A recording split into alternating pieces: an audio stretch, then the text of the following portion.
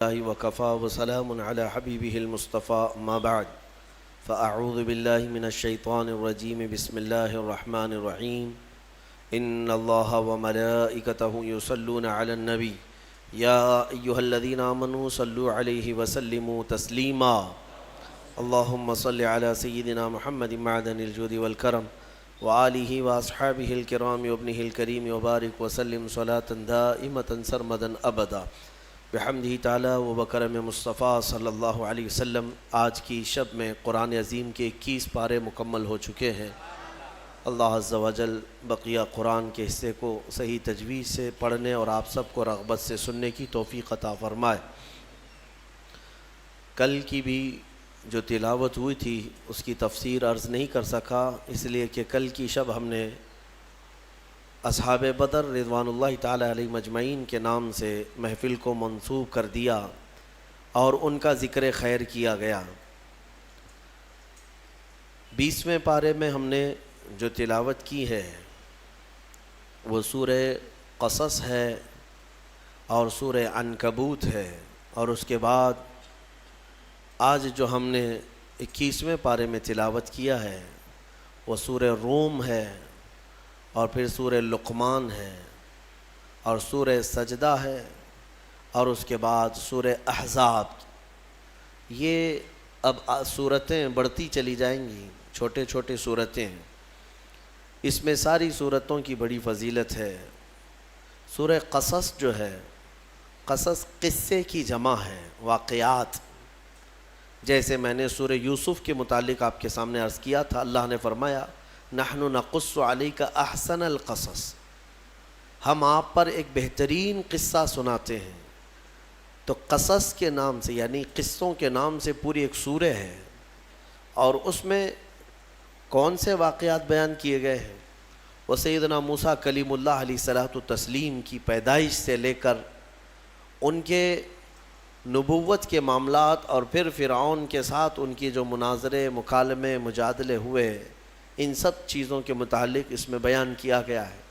بات ایسی تھی کہ فرعون، ویسے میں آپ کو بتا دوں کہ فرعون کون ہے۔ فرعون صرف ایک شخص کا نام نہیں ہے۔ مصر کا جو بھی بادشاہ ہوتا تھا اس کا لقب فرعون ہوتا تھا۔ تقریباً 18 یا 19 فرعون آئے ہیں۔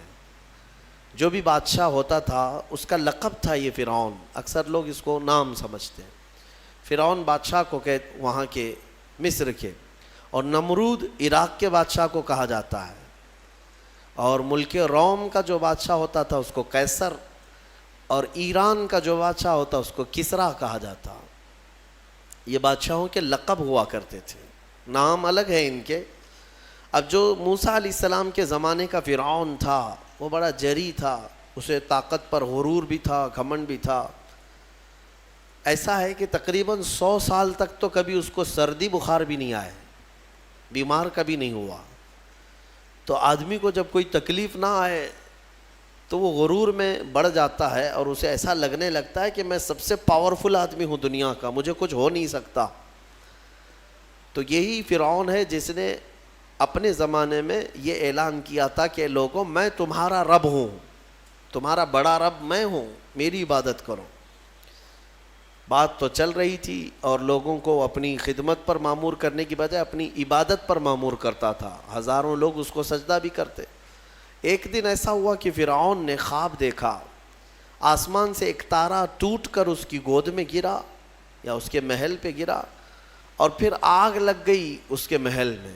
وہ گھبرا کر کے اٹھا، صبح نجومیوں کو، کاہنوں کو بلایا کہ اس خواب کی کوئی تعبیر صحیح بتا دے۔ بہتوں نے الگ الگ تعبیریں بتائی۔ پھر جو بڑے ماہر نجومی تھے انہوں نے کہا کہ اس خواب کی تعبیر یہ ہے کہ بنی اسرائیل خاندان میں ایک بچہ پیدا ہوگا جو تیری سلطنت کو ہلاک کر دے گا، تیری سلطنت کے ہلاک کرنے کا باعث بنے گا۔ خواب کی تعبیر سننے کے بعد شاہی فرمان جاری کر دیا اس نے کہ بنی اسرائیل میں آج کے بعد جو بھی لڑکا پیدا ہوگا اسے مار دیا جائے گا، کیونکہ وہ بچہ کہیں سلطنت کی ہلاک کرنے والا پیدا نہ ہو جائے۔ تو یہ اعلان کے بعد بنی اسرائیل خاندان میں جو بھی لڑکا پیدا ہوتا اسے مار دیا جاتا۔ یذبح ابناءہم ویستحیی نساءہم، قرآن میں ہے، اللہ فرماتا ہے وہ لوگ، یہ فرعون بیٹوں کو ذبح کر دیتا تھا اور لڑکیوں کو زندہ چھوڑ دیتا تھا۔ 1 سال کے اندر انہوں نے 12,000 بچوں کو ذبح کیا، پیدا ہوتے ہی قتل کر دیتے تھے۔ لڑکے کو زندہ رہنے کا حق نہیں تھا، صرف ڈر تھا۔ یہ وہ زمانہ ہے جب موسیٰ علیہ الصلوۃ والتسلیم کی بھی ولادت نہیں ہوئی، ولادت سے پہلے اتنے بچے مارے گئے۔ پھر اس کے درباریوں نے اس سے ریکویسٹ کیا کہ اگر ایسے سب مار دیے جائیں تو آپ کی خدمت کے لیے بچے کہاں سے ملیں گے، جوان کون ہوگا؟ تو پھر 1 سال مارا جاتا، 1 سال چھوڑا جاتا، جیسے کورونا میں تخفیف دی جاتی ہے نا، ہاں، کہ صبح 6 بجے سے لے کر شام 6 بجے تک پابندی، 6 بجے کے بعد، یا پھر شام کے 6 بجے سے پابندی لگ جاتی ہے۔ بھائی 24 گھنٹے تو آنا ہی آنا ہے، وہ جو بچہ پیدا ہونا ہے وہ سال بھر یا دوسرے سال کبھی بھی پیدا ہوگا۔ لیکن اس زمانے کا بھی یہی قانون تھا جو کورونا کا ہے، کہ 1 دن چھٹی اور 1 دن ڈیوٹی، تو 1 سال نہیں مارا جائے گا اور 1 سال مارا جائے گا۔ اب یہ کیسے یقین کے ساتھ کہہ سکتے ہیں کہ جس سال نہیں مارا جا رہا ہے اس سال پیدا نہیں ہوگا بچہ؟ خیر، یہ دنیا کی لاجک ہے، ہمیں نہیں سمجھ میں آتی، یہ ان کی تھیوری ہے، ہمیں نہیں سمجھ میں آتی۔ سیٹرڈے سنڈے کو کیوں چھٹی ہوتی ہے کورونا کی، یا پھر رات کے بعد کیوں پابندی ہوتی ہے، ایک الگ مسئلہ ہے۔ تو 1 سال چھوڑا جاتا، 1 سال مارا جاتا۔ اتفاق ایسا کہ جس سال مارا جانے والا تھا اسی سال موسیٰ علیہ السلام کی پیدائش ہوئی۔ ان کی ماں حاملہ تھیں اور پیدا ہونے کا وقت جب قریب آیا تو اللہ تبارک و تعالیٰ جسے جہاں چاہے بچائے، ہاں، جس انداز میں چاہے وہ اللہ تعالیٰ حفاظت فرماتا ہے۔ تو موسیٰ علیہ السلام کی ماں کے دل میں اللہ نے بات القاء کی کہ تہ خانے میں چلی جائیں۔ وہ تہ خانے میں گئیں، بچے کی ولادت ہوئی، لڑکا پیدا ہوا۔ اب وہ گھبرا گئیں کہ یہ سال مارے جانے والا ہے، اور وہ بنی اسرائیل خاندان سے تھیں کہ میرا بچہ مارا جائے گا، قتل کر دیا جائے گا۔ تو اللہ تبارک و تعالیٰ نے ان کے دل میں یہ بات القاء کی کہ ایک صندوق لے لو لکڑی کا، اور اس میں اس بچے کو ڈال کر دریا میں بہا دو۔ بھلا کوئی ماں کیسے بہائے گی؟ لیکن اللہ تعالیٰ فرماتا ہے وَرَبَطْنَا عَلَىٰ قَلْبِهَا، ہم نے ان کے دل کو مضبوط کر دیا تھا۔ جب اللہ تعالیٰ کسی کے دل کو مضبوط کرتا ہے تو بڑے بڑے کام کر جاتا ہے۔ ان کی ماں صندوق میں رکھ کر کے بچے کو ایک دریا کے کنارے ڈال دیتی ہیں، بہا دیتی ہیں، اور اپنی بڑی بیٹی کو کہتی ہیں کہ دیکھتے رہنا یہ صندوق کہاں جاتا ہے۔ موسیٰ علیہ السلام کی جو بڑی بہن تھیں وہ دیکھتی ہوئی جا رہی تھیں اس صندوق کے پیچھے۔ صندوق بہتے بہتے بہتے ایک باغیچے کے کنارے لگا۔ وہ باغیچہ فرعون کا ہی تھا، اور فرعون کی بیوی وہاں پر ٹہلنے کے لیے شام کے وقت آیا کرتی تھی۔ جب وہ اپنی کنیزوں کے ساتھ وہاں آئی تفریح کے لیے تو ایک صندوق کو اپنے باغیچے کے کنارے لگا ہوا دیکھا، اٹھانے کے لیے کہا، اٹھایا گیا تو نہایت ہی خوبصورت بچہ۔ اللہ تعالیٰ نبیوں کو خوبصورتی دیا ہی ہوتا ہے۔ فرعون کے گھر میں کوئی بچہ نہیں تھا، اولاد نہیں تھی، تو فرعون کی بیوی نے اٹھا لیا اور کہا کہ لاؤ یہ بڑا خوبصورت بچہ ہے، حسین بچہ ہے، اور اپنے محل لے آئی۔ فرعون سے کہا کہ آج سمندر میں، دریا میں بہتا ہوا ایک بچہ کنارے پر آ لگا، میں نے اس کو اٹھا لیا ہے۔ فرعون نے کہا کہیں یہ بچہ تو نہیں جو میری سلطنت کو ہلاک کرنے کا سبب بنے گا؟ بیوی نے کہا ایسا کیسے ہو سکتا ہے، وہ تو بنی اسرائیل خاندان میں پیدا ہوگا، یہ تو کسی دریا سے بہتا ہوا آیا ہے، پتہ نہیں کون سے ملک سے آیا، کہاں سے آیا۔ تو بہرحال اس کی بیوی نے یہ کہا کہ اس کو مت مارو، لا تقتلوه عسى ان ينفعنا او نتخذه ولدا، قریب ہے کہ ہم اس سے فائدہ اٹھائیں گے یا اس کو بیٹا بنا لیں گے۔ بیوی کی بات پر راضی ہو گیا فرعون، جو ہے بیگم کی بات پر آ گیا، اور اس کے بعد رکھ لیا بچے کو۔ اسی لیے کہا جاتا ہے عورتوں کے مشورے بہت ہی قیمتی ہوتے ہیں۔ بہرحال عورت کے مشورے پر عمل کرتے ہوئے اس نے رکھ تو لیا بچے کو۔ اب پرورش کی جب بات آئی، بچے کو دودھ پلانا ہے، تو دایاؤں کو بلایا گیا۔ شاہی خاندان میں بچے کی پرورش ہو رہی ہے، بہت ساری عورتیں آئیں، دودھ پلانے کی کوشش کرتی رہیں، موسیٰ علیہ السلام کسی کا دودھ نہیں پکڑتے تھے۔ ان کی بہن وہیں کھڑی تھی، اس نے کہا کہ میں ایک دایا کو جانتی ہوں جس کا دودھ ہر بچہ پی لیتا ہے۔ اس سے کہا گیا کہ بلا لاؤ۔ وہ جا کر اپنی ماں کو بلا لائی، اپنی ماں کو لے آئیں، اور ان کی ماں آئیں، موسیٰ علیہ السلام کو اپنے سینے سے لگائی تو دودھ پینے لگ گئے۔ تو سب میں یہ بات مشہور ہو گئی کہ یہ یہاں کی مشہور دایا ہے، اور یہ خاندان کے اندر رہے گی، شاہی خاندان میں، محل میں رہے گی، اور بچے کو پلانے کی اجرت بھی دی جائے گی، اجرت بھی دی جائے گی۔ فرعون کے گھر میں پرورش بھی، اور انہی کی ماں سے دودھ بھی پلانا، پھر پلس اس کی اجرت بھی دلانا، یہ شان ہے رب ذوالجلال کی۔ وہ جہاں چاہے جیسے چاہے پرورش فرمائے، حق کی حفاظت کرنا یہ مولا کی شان ہے۔ حق کی حفاظت وہ ہر زمانے میں کرتا رہتا ہے۔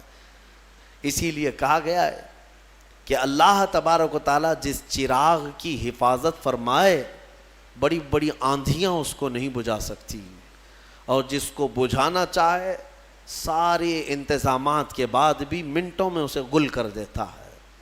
خیر، موسیٰ علیہ السلام فرعون کے گھر میں پرورش پاتے رہے۔ جب آپ کی عمر 2 سال کے قریب کی ہوئی، فرعون اور اس کی بیوی بیٹھے ہوئے تھے، موسیٰ علیہ السلام کھیلتے کھیلتے گود میں آئے اور فرعون کی داڑھی پکڑ کر اس کے منہ پہ تماچا لگا دیا۔ پہلی مرتبہ کسی نے بادشاہ کے منہ پر تماچا جڑا ہے تو بیٹا گھر کا، لیکن فرعون کو پہلی مرتبہ وہ زناٹے دار جو تھپڑ لگا، ہو سکتا ہے تارے نظر آ گئے ہوں، وہ گھبرا گیا، کہا کہ یہ بچہ ایسا کیسے مجھے مار سکتا ہے، ہاتھ کیسے اٹھا سکتا ہے۔ دسترخوان سے اٹھ گیا اور کہا اپنی بیوی سے، بیگم مجھے لگتا ہے یہی وہ بچہ ہوگا، یہی بچہ ہوگا جو سلطنت کے ہمارے خلاف جائے گا۔ پھر بیگم نے کہا ایسا کیسے ہو سکتا ہے، بچہ ہے، چھوٹا ہے، اور لاڑ پیار میں بچے ماں باپ کے ساتھ اس طرح کی حرکتیں کرتے ہیں۔ فرعون نے کہا نہیں، مجھے چیک کرنا ہے، یہ بچہ جاندار ہے، جانکار ہے، یہ جانتا ہے۔ تو پھر موسیٰ علیہ السلام کا وہاں پر امتحان لیا گیا۔ فرعون کی بیوی بچانے پر لگی ہوئی تھی۔ فرعون نے کہا کہ ٹھیک ہے، دیکھتے ہیں یہ کہ بچے کو سمجھ ہے یا نہیں ہے۔ امتحان کے لیے بیگم نے کہا ایک کام کرو، ایک برتن میں آگ کے انگارے دہکتے ہوئے کوئلے وہ بھی لائے جائیں، اور ایک برتن میں سفید پھول لائے جائیں۔ اگر بچہ عقل مند ہوگا تو پھولوں کو پکڑے گا، نہیں تو پھر یہ لال چیز کی طرف بچوں کا ہاتھ زیادہ جاتا ہے، آگ دیکھے گا۔ کہا ٹھیک ہے، یہ آزمائش کی جائے گی۔ ایک برتن میں آگ کے لال سرخ انگارے کوئلے لائے گئے، اور ایک برتن میں پھول لائے گئے، دونوں رکھے گئے۔ موسیٰ علیہ السلام کیا، ہر نبی ماں کے پیٹ سے ہی ہر چیز کو جانتے ہیں، اللہ تعالیٰ انہیں علم بھی نوازا ہے۔ موسیٰ علیہ السلام کو بلایا گیا، 2 سال کی عمر ہے کہ بچے ان دونوں میں سے کوئی چیز اٹھا لو۔ تو موسیٰ علیہ السلام کا ہاتھ پھولوں کے برتن کی طرف ہی بڑھنے لگا۔ یہ تو امتحان تھا۔ جبرائیل علیہ السلام اسی وقت نازل ہوئے اور آپ کا ہاتھ پکڑ کر کے آگ میں ڈالا۔ آگ میں سے ایک کوئلہ موسیٰ علیہ السلام اٹھائے اور اپنے منہ میں رکھ لیے، جس کی وجہ سے آپ کی زبان جل گئی، ہاتھ میں بھی آگ لگی۔ پھر فوراً ہٹایا گیا۔ فرعون کو وہ سیٹسفائیڈ ہو گیا کہ نہیں، یہ جانتا نہیں ہے، جانتا ہوتا تو آگ نہیں اٹھاتا۔ بہرحال موسیٰ علیہ السلام کو اس آگ کے کوئلے کے زبان پر رکھنے کی وجہ سے زندگی بھر اس کا اثر رہا، زبان میں زندگی بھر اثر رہا۔ پھر جوانی آئی موسیٰ علیہ السلام کی، اسی گھر میں پرورش پاتے ہوئے۔ پھر آپ وہاں سے نکلے اور آپ کی ماں نے آپ کو ساری چیزیں بتا دیں کہ ہم بنی اسرائیل سے ہیں، نبیوں کا خاندان ہے، اللہ تبارک و تعالیٰ کی عبادت پر ہم ہیں، اور فرعون ظالم ہے اور وہ اپنی پرستش کرواتا ہے، اپنی عبادت کرواتا ہے، لہذا ہم فرعون کے خاندان سے نہیں ہیں۔ تو موسیٰ علیہ السلام جوان ہونے کے بعد ان تمام سچویشن کو سمجھ چکے تھے، سارے حالات کو۔ ایک بار ایسا ہوا کہ موسیٰ علیہ السلام اپنی بستی سے باہر کی طرف جا رہے تھے، 2 لوگوں کو لڑتے ہوئے دیکھا۔ ایک بنی اسرائیل کا تھا، ان کے خاندان کا تھا، ایک فرعون کے خاندان کا تھا، یعنی فرعون کا جو خاندان تھا عمالقہ ان کو کہتے ہیں، اور ان کو قبطی کہا جاتا ہے آج بھی مصر میں. تو قبط خاندان سے ہوا کرتے تھے. تو ان کا ایک آدمی اور ان کے خاندان کا ایک آدمی لڑ رہے تھے. تو ان کے خاندان کا جو آدمی تھا وہ پکارا موسیٰ علیہ السلام، ہائے ہائے میں مرا جا رہا ہوں، مجھے بچا لو موسیٰ، مجھے بچا لو. موسیٰ علیہ السلام آئے، دیکھا دونوں جھگڑ رہے ہیں. ایک تو اپنے خاندان کا تھا بنی اسرائیل، ویسی بھی بنی اسرائیل پر اس وقت بڑا ظلم کیا تھا فرعون نے. تو موسیٰ علیہ السلام نے موقع پاتے ہی، یعنی وہ فرعونی تھا، ایک گھونسا لگایا اس کو، ایک گھونسا اس کو لگایا، وہ زمین پہ گرا اور مر ہی گیا، ختم ہی ہو گیا. نبی کا پنجہ لگایا نا، نبی کے ہاتھ سے ایک مار کھایا اور مر گیا. فَوَكَزَهُ مُوسَىٰ فَقَضَىٰ عَلَيْهِ، قرآن میں ہے کہ ایک گھونسا لگایا اور اس کا کام تمام کر دیا موسیٰ علیہ السلام. پھر حضرت موسیٰ علیہ السلام کو افسوس ہوا کہ یہ مجھ سے کیا ہو گیا، یعنی میں نے تو اس دونوں کے جھگڑوں کو چھڑانے کے لیے کوشش کیا لیکن میرے ہاتھ سے یہ مر گیا. اللہ کی بارگاہ میں آپ نے استغفار کرنا شروع کیا، اے اللہ تو مجھے معاف فرما دے. فغفر لہ، اللہ تعالیٰ نے معاف بھی فرمایا، آیتیں نازل ہوئی. پھر چند دن کے بعد ایسا ہوا، پھر ان کے خاندان والا بنی اسرائیلی ایک بار پھر کسی سے لڑ رہا تھا، دوسرا ہی دن تھا. موسیٰ علیہ السلام کو پھر آج اس نے پکارا. تب موسیٰ علیہ السلام نے کہا غلطی تو تیری ہی ہے، کل بھی تو ہی لڑ رہا تھا، آج بھی تو ہی لڑ رہا ہے، یعنی روز تو نے پیشہ بنا لیا لڑنے کا. تو موسیٰ علیہ السلام اپنا پنجہ لے کر اسی کی طرف آنے لگ گئے ہیں، یہ جو اسرائیلی تھا. تو وہ ڈر گیا، اس کو پتا تھا کہ کل کیا ہوا ہے، ایک گھونسا کھانے کے بعد ہوتا کیا ہے. تو چیخنے لگا، اتريد ان تقتلني كما قتلت نفسا بالامس، موسیٰ کیا تو مجھے بھی ویسے ہی قتل کرنا چاہتا ہے جیسے کل تو نے قتل کیا تھا. یہ کہتے ہوئے وہ جھگڑا چھوڑ کر بھاگ گیا. اب بھاگ کر جا کر فرعون کے خاندان والوں کو، بلکہ فرعون کو سب بتا دیا کہ موسیٰ بنی اسرائیل سے ہیں، اور ایک فرعونی کو، ایک تمہارے خاندان والے کو کل موسیٰ نے قتل کیا ہے. تو معاملہ بڑا بگڑ گیا. فرعون کے دربار میں یہ سب اس نے چغلی کیا. بتاؤ وہ کون تھا؟ بنی اسرائیل خاندان سے، موسیٰ علیہ السلام کے خاندان کا تھا، اور فرعون کے ہاں چغلی کیا ہے انہی کی. ہاں، اسی لیے کسی نے کہا نا ہماری کشتی وہیں ڈوبی جہاں پانی کم تھا. اکثر یہ دیکھا گیا ہے کہ درخت کو جس چیز سے کاٹا جاتا ہے ہوتی لوہے کی کلاڑی ہے، لیکن اس کو پکڑنے والی جو مٹھی ہوتی ہے وہ بھی لکڑی کی ہوتی ہے، لکڑی کی ہوتی ہے. اور لکڑی سے بڑے بڑے درختوں کو کاٹ دیا جاتا ہے. اور اسی لیے کسی دانشور نے یہ بھی کہا ہے ماچس کی تلیاں بھی بہت چھوٹی چھوٹی لکڑیوں سے ہی بنتی ہیں، لیکن وہ بڑے بڑے درختوں کو جلا سکتی ہیں.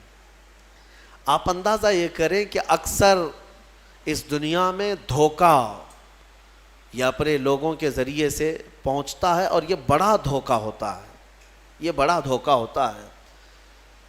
ایمان والوں کو بھی آج تک جس چیز کا سب سے بڑا نقصان اٹھانا پڑا ہے وہ جماعت کے اندر موجود منافقین سے، غداروں سے، منافقین سے، ہر زمانے میں.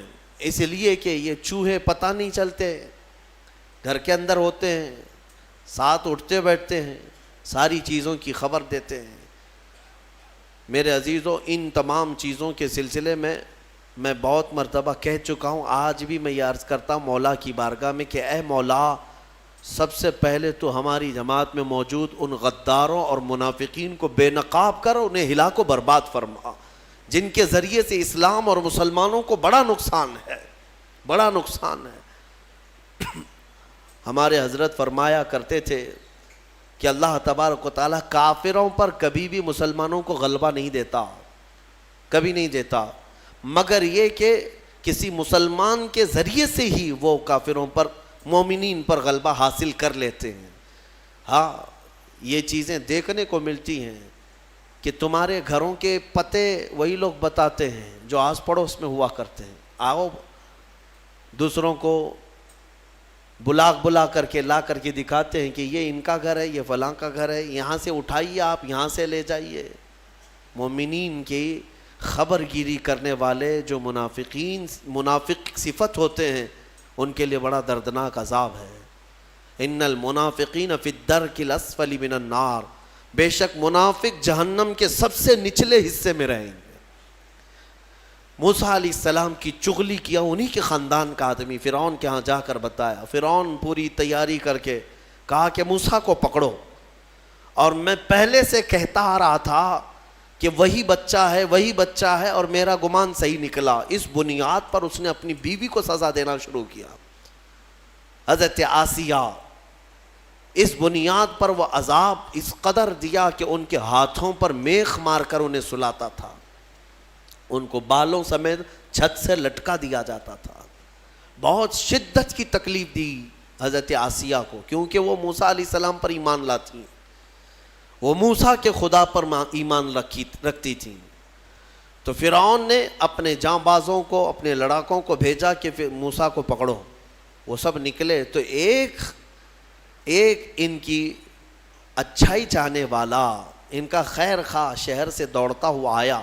وجاء رجل من اقصى المدینة یسعی، دوڑتا ہوا آیا شہر سے اور کہا، قال یا موسیٰ ان الملأ یأتمرون بک لیقتلوک، فوج پیچھے سے آ رہی ہے تمہیں قتل کرنے کے لیے، تم یہاں سے فوراً نکل جاؤ، یہ بستی چھوڑ دو۔ حضرت موسیٰ علیہ السلام اس کی بات سن کر کے نکل پڑے۔ یہ مصر کی سرزمین تھی، چھوڑ کر کے آپ وہاں سے نکلے۔ فخرج منہا خائفا یترقب، وہاں سے خوف کے عالم میں نکلے تھے۔ موسیٰ علیہ السلام دوسری بستی پر چلے گئے، ایک ایسی جگہ پر گئے، یہ پورا واقعہ تفصیل سے سورہ قصص میں موجود ہے۔ ایک بستی پر پہنچے تو وہاں پر دیکھا ہے کہ ایک کنویں پر بھیڑ لگی ہوئی ہے، بہت ساری بھیڑ ہے، پانی کھینچ رہی ہیں۔ اس میں دو لڑکیاں دور شرماتے کھڑی ہیں، وہ پانی لینے کے لیے بھیڑ میں نہیں جا پا رہی۔ تو موسیٰ علیہ السلام بھیڑ کو چیرتے ہوئے آئے اور ان دو لڑکیوں کے لیے پانی آپ نے ڈول سے نکلوایا۔ آپ مضبوط تھے، قوی تھے، طاقتور تھے۔ پانی آپ نے نکالا اور پانی نکال کر ان دونوں لڑکیوں کو دیا۔ تو وہ جوان لڑکیاں تھیں، انہوں نے کہا کہ چلو، ہمارے باپ اس شہر کے بڑے نیک اور پرہیزگار آدمی ہیں، ہم تمہیں لے کر کے چلتی ہیں اور اپنے باپ سے تمہیں اجرت دلائیں گے، تم دیکھنے میں بڑے اچھے لگتے ہو، اجنبی ہو، مسافر ہو، اجرت دلائیں گے جو پانی تم نے ہمیں ڈول سے کھینچ کر دیا ہے۔ موسیٰ علیہ السلام ان کی بات پر چل پڑے۔ کہاں وہ دونوں لڑکیاں اپنے گھر لے آئیں۔ اپنے گھر لے آئیں تو ان کے والد جو تھے وہ کوئی عام انسان نہیں، وہ حضرت شعیب علیہ السلام تھے، اللہ کے نبی تھے۔ تو یہ دونوں نبی کی بیٹیاں تھیں۔ موسیٰ علیہ السلام آئے، پوچھا کہ تمہارے ساتھ کیا ہوا؟ موسیٰ علیہ السلام نے سارا اپنا واقعہ حضرت شعیب علیہ السلام کے پاس بیان کیا۔ تو حضرت شعیب علیہ السلام نے کہا، نجوت من القوم الظالمین، تم ایک ظالم قوم سے نجات پا کر کے آئے ہو، رہو ہمارے ہاں، رہو، کوئی حرج نہیں ہے۔ اب اجرت کیا دی جائے گی تمہیں جو ہماری بیٹیوں کو تم نے پانی کھینچ کر دیا؟ تو حضرت شعیب علیہ السلام نے کہا، قال احدى ابنتي هاتين على ان قالت احداهما، ان کی بیٹیوں میں سے حضرت شعیب علیہ السلام نے کہا، ہاں میں انی اريد ان انکحک، میں چاہتا ہوں کہ میری دونوں بیٹیوں میں سے ایک سے تمہارا نکاح کر دوں۔ کس بات پر؟ وہ اجرت کے طور پر نکاح بھی کر دوں گا، اور پلس مہر کیا رہے گا؟ مہر میں یہ رہے گا کہ میرے باغیچہ ہے ایک، اس باغیچے میں 8 سال تک تمہیں رکھوالی کرنی ہوگی، 8 سال تک۔ حضرت موسیٰ علیہ السلام نے کہا ٹھیک ہے۔ 8 سال کی بجائے 10 سال موسیٰ علیہ السلام وہیں رہے، شادی بھی ہوئی شعیب علیہ السلام کی بیٹی کے ساتھ، جن کا نام تاریخ میں حضرت صفورہ بتایا گیا ہے۔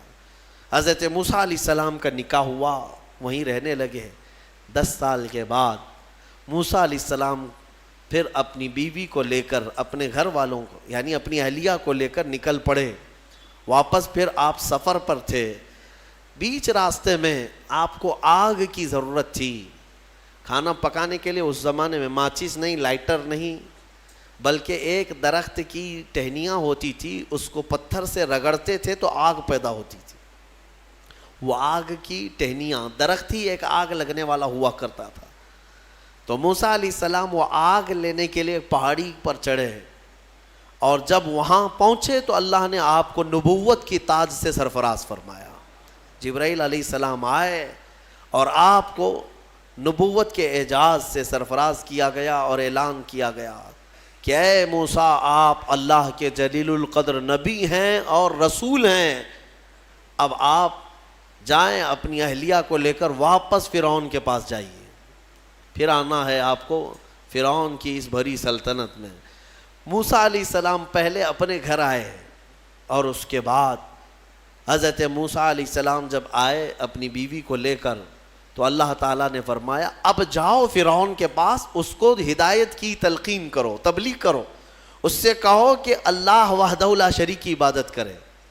لیکن جانے سے پہلے موسیٰ علیہ السلام کو اللہ نے ایک اور ٹریننگ سے گزارا. آپ کے ہاتھ میں ایک لکڑی ہوا کرتی تھی، چھڑی، جو آپ کا عصا تھا. اللہ نے فرمایا اے موسیٰ، اس لکڑی کو زمین پر چھوڑو. آپ نے زمین پر چھوڑ دیا. قال القها یا موسیٰ فالقاها فاذا هي حیۃ تسعى. قرآن کہتا ہے جیسے ہی موسیٰ علیہ السلام نے زمین پر اس لکڑی کو ڈالا، وہ ایک خوفناک اژدہا سانپ بن گیا. اژدہا اتنا خطرناک کہ لوگ دیکھیں تو ہیبت طاری ہو جائے. موسیٰ علیہ السلام پیچھے ہٹ گئے. اللہ فرماتا ہے خذھا ولا تخف، پکڑ لو اس کو، ڈرو مت. موسیٰ علیہ السلام دوبارہ اس سانپ کو پکڑتے ہیں تو پھر سے وہ لکڑی بن گیا. یہ معجزہ تھا موسیٰ علیہ السلام کا کہ لکڑی کو زمین پر ڈالو تو سانپ رینگنے والا، اور ہاتھ میں لے لو تو پھر لکڑی. دوسرا معجزہ تھا آپ کا کہ حضرت موسیٰ علیہ السلام سے کہا گیا وَضْمُمْ يَدَكَ إِلَى جَنَاحِكَ تَخْرُجْ بَيْضَاءَ مِنْ غَيْرِ سُوءٍ. آپ اپنے ہاتھ کو، مٹھی کو اپنے جیب میں ڈالو. ادخل يَدَكَ فِي جَيْبِكَ. آپ اپنے جیب میں اپنی مٹھی کو ڈالو، ہاتھ کو، اور جب ہاتھ جیب میں ڈال کر باہر نکالتے تو پورے ہاتھ میں سورج سے زیادہ روشنی چمکتی تھی. ہاتھ یوں کریں تو بہت تیز روشنی کہ رات کے وقت اگر آپ ہاتھ نکالیں تو پورا اجالا ہو جائے. یہ دوسرا معجزہ تھا حضرت موسیٰ علیہ السلام. یہ دو معجزے دے کر اللہ نے بھیجا فرعون کے پاس، جاؤ اور اس کو ایمان کی دعوت دو. اور حضرت موسیٰ علیہ السلام گئے فرعون کے مقابل میں. فرعون سے کہا میں واپس آ چکا ہوں اور میں اللہ کا نبی ہوں، اللہ کا رسول ہوں. فرعون نے کہا کون سے خدا کی عبادت کرتے ہو، کون ہے تیرا خدا؟ موسیٰ علیہ السلام نے فرمایا کہ میرا رب پورے کائنات کو پالنے والا ہے، جو تجھے بھی پیدا کیا مجھے بھی پیدا کیا، آ جا اس کی عبادت کی طرف. فرعون نے پوچھا تیرے پاس کیا نشانی ہے؟ حضرت موسیٰ علیہ السلام نے اپنی نشانیاں بتائی. اس کے بعد فرعون نے کہا یہ تو جادو ہے، موسیٰ تو 10 سال جادو سیکھ کر کے آیا. تو موسیٰ علیہ السلام نے فرمایا اگر یہ جادو ہے تو تیرے سلطنت میں جتنے جادوگر ہیں سب کو بلا لے، مقابلہ کیا جائے. تو فرعون کو جو یہ چیلنج ہوا تو فرعون نے سارے بڑے بڑے جادوگروں کو بلایا اور ایک میدان میں یہ مقابلہ ہونا تھا. حق اور باطل کا مقابلہ زمانے اول سے چلا آ رہا ہے. اقبال نے کہا ہے ستیزہ کار رہا ہے ازل سے تا امروز، شرار بولہبی سے چراغ مصطفی. ہمیشہ ایک میدان میں جب یہ مقابلہ ہونا طے پایا، بڑے بڑے جادوگر آئے. موسیٰ علیہ السلام نے کہا کہ تمہارا جو جادو ہے وہ بتاؤ. سب کے پاس چھوٹی چھوٹی رسیاں تھیں. وہ رسیاں انہوں نے زمین پر پھینکی تو سب رسیاں سانپ بن گئیں. سیم وہی چیز وہ بھی دکھانے لائے تھے. سب رسیاں سانپ بن گئی، شور مچ گیا. فرعون کے درباری کہنے لگے اتنے سانپ آ گئے. موسیٰ علیہ السلام کو حکم ہوا اللہ کی طرف سے آپ بھی اپنا سانپ چھوڑ دیں. آپ نے اپنا عصا زمین پر ڈالا، وہ اژدہا ایک منہ کھولا اور سارے سانپوں کو نگل گیا، اور دوسرا منہ کھولتا تو جادوگروں کو نگلتا. اس سے پہلے ہی سارے جادوگروں نے پکارا ہم ایمان لائے موسیٰ کے رب پر. موسیٰ علیہ السلام پر بھی ایمان لائے اور اس کے رب پر بھی ایمان لائے. سارے جادوگروں کی جو ٹیم تھی پورے موسیٰ علیہ السلام کے ہاں آ گئی. اب یہاں وجہ بتاتا ہوں. جادو کرنے والے اور مقابلہ کرتے, دوسرا جادو دکھاتے. جادوگر سے مقابلہ کر سکتا ہے لیکن نبی سے کیسے کر سکتا ہے؟ وجہ یہ ہے, یہ جو جادو دکھتا ہے نا, یہ حقیقت نہیں ہوتی. اس کو شعبدہ بازی کہتے ہیں, یعنی نظر بندی, صرف نظروں کا دھوکہ, اس کو جادو کہا جاتا ہے. اور جادوگر جانتا ہے کہ میں نے لوگوں کی نظروں کو دھوکہ دیا, لیکن اس کو پتا ہوتا ہے حقیقت کیا ہے. جادوگر نے رسی ڈالا, اس کی نظر میں رسی ہی ہے, دنیا کی نظر میں سانپ ہے. آپ نے بھی دیکھے ہوں گے بہت سارے شعبدہ بازی کرنے والوں کو, گلاس میں پانی لیا, یوں اچھال دیا, پھول نکل پڑے. ہاں, اور بہت سارے, ارے جیب میں سے انڈا نکالا, کبوتر بنا دیا, 1 2 3 4 کبوتر اڑانے لگے. یہ تو ڈکوسلا ہے, آستینوں میں چھپے ہوئے کبوتر ہوتے ہیں. لیکن باضابطہ جو شعبدہ بازی ہوتی ہے, یعنی نظر بندی, وہ اس طرح سے کی جاتی ہے. یوں ہاتھ اٹھائے اور میں یوں تمہارے سامنے سکے پھینک دیا, سونے کے سکے پھینکتے جا رہا ہوں, لیکن تم میں سے سارے لوگوں کو سکے نظر آ رہے ہیں. محفل ختم ہونے کے بعد ایک بھی سکہ ملتا کسی کو نہیں, اور نہ ہی جادوگر کو ملتا ہے. یہ شعبدہ بازی, نظروں کا دھوکہ. اور وہاں جو مقابلے میں آئے تھے موسیٰ علیہ السلام کے, وہ تو دیکھ رہے تھے کہ ہم نے جو رسیاں ڈالی ہیں, ہماری نظر میں رسیاں ہیں لیکن لوگوں کی نظروں میں سانپ ہے. لیکن موسیٰ علیہ السلام نے جو لکڑی ڈالی, وہ جادوگروں کو تو لکڑی دکھنا چاہیے کیونکہ وہ جادو جانتے ہیں, لیکن انہوں نے دیکھا موسیٰ علیہ السلام کی لکڑی لکڑی نہیں رہی, حقیقت میں سانپ بنا ہوا تھا. جادو اور معجزے میں فرق یہی ہے, جادو نظروں کا دھوکہ اور معجزہ حقیقت کی تبدیلی کو کہتے ہیں. حقیقت کی تبدیلی. حضرت موسیٰ علیہ السلام کا یہ معجزہ دیکھتے ہی وہ سارے جادوگر ایمان لے آئے. یہ موسیٰ علیہ السلام کی وہاں سے تبلیغ کا دور شروع ہوا. پھر زمانہ چلتا رہا, فرعون سے ان کے مقابلے ہوتے رہے. ایک وقت ایسا آیا کہ فرعون آپ کو ختم کرنے کے لیے 1,00,000 کی فوج کو جمع کیا, اور موسیٰ علیہ السلام اپنے ایمان والوں کو لے کر کے دوسرے علاقے کی طرف نکلے. سامنے سمندر اور پیچھے فرعون کا لشکر. آپ نے دعا کی کہ اے مولا, اس فرعون کے دبدبے سے میری قوم کو بچا لے. اللہ تعالیٰ نے حکم فرمایا سمندر میں عصا مارو.